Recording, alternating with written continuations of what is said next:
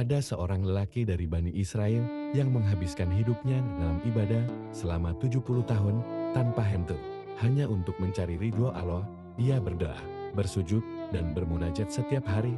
Namun, meski dengan ibadah sebanyak itu, ia masih khawatir apakah amalnya diterima atau tidak. Suatu hari, saat sedang beribadah, lelaki ini merasa dahaga yang amat sangat. Ia menemukan sebuah sumber air di dekatnya dan hendak meminum seteguk. Saat itulah ia mendengar suara dari dalam hatinya yang mengingatkannya, "Kamu telah beribadah selama 70 tahun. Namun, apakah seteguk air ini lebih berharga daripada rahmat Allah?" Ia pun berhenti dan berpikir sejenak. Dalam perenungannya, lelaki ini menyadari bahwa meski ibadahnya banyak, tanpa rahmat Allah, ia tidak akan pernah bisa masuk surga hanya dengan amalnya. Akhirnya, ia meminum air itu sebagai bentuk pengakuan bahwa ia hanya seorang hamba yang membutuhkan rahmat Allah. Dari sini ia belajar bahwa segala ibadah yang dilakukannya semata-mata agar bisa mendekatkan dirinya kepada Allah.